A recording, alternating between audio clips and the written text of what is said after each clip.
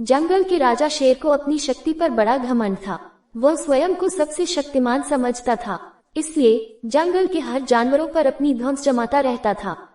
जंगल के जानवर भी क्या करते, अपने प्राण सबको प्रिय थे, इसलिए न चाहकर भी शेर के सामने नतमस्तक हो जाते। एक दिन दोपहर के समय शेर एक पेड़ के नीचे सो रहा था। वहीं एक मच्छर भिनभिना रहा था, जिससे शेर की नींद में खलल पड़ रहा था। वह एक मच्छर से बोला, ए मच्छर, देखता नहीं मैं सो रहा हूँ, भाग यहाँ से, नहीं तो मसल कर रख दूंगा। मच्छर बोला, क्षमा करे वनराज, मेरे कारण आपकी नींद में व्यवधान उत्पन्न हुआ, किंतु आप मुझे ये बात नम्रता से भी कह सकते हैं। आखिर मैं भी इस धरती का जीव हूँ। अच्छा, तो तू छोटा सा मच्छर मुझसे जुबान लड़ाएगा? और क्या गलत कहा मैंने? तुम मच्छर हो ही ऐसे कि कोई भी तुम्हें यूं मसल दे। मैं तो ये बार बार कहूंगा, क्या बिगाड़ लोगे तुम मेरा? मच्छर को शेर की बात और व्यवहार बहुत बुरा लगा।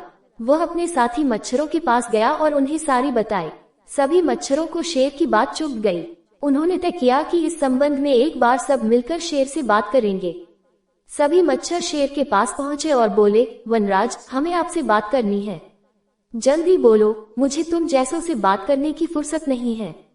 शेर बोला, वनराज, आप होंगे बहुत शक्तिशाली, किंतु इसका अर्थ ये कतई नहीं है कि आप अन्य जीवों और प्राणियों का मजाक उड़ाएं या उन्हें नीचा दिखाएं।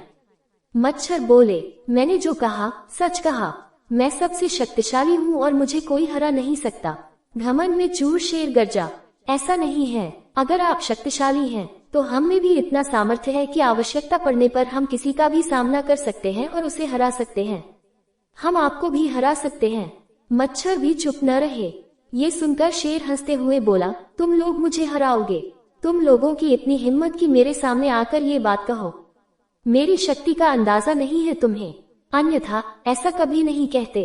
अभी भी समय है, भाग जाओ यहाँ से, नहीं तो कोई नहीं बचेगा। शेर के घमंड ने मच्छरों को क्रुद्ध कर दिया। उन्होंने ठान लिया कि इस शेर को मजा चखा कर ही रहेंगे। वे सारे एकजुट हुए और शेर पर टूट पड़े।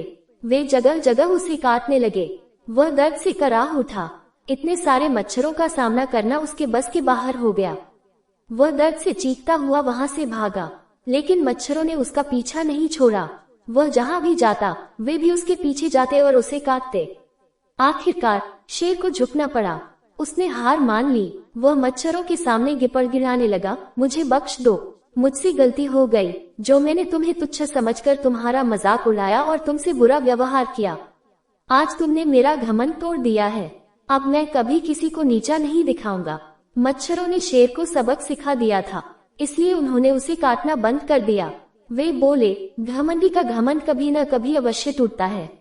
आज तुम्हारा टूटा है, घमंड करना छोड़ दो, अन्यथा एक दिन ये तुम्हें ले डूबेगा। और कभी किसी प्राणी को नीचा मत समझो, हर किसी का अपना सामर्थ्य और शक्ति होती है। शेर तौबा करते हुए वहां से भाग गया। शिक्षा, घमंडी का सिर नीचा।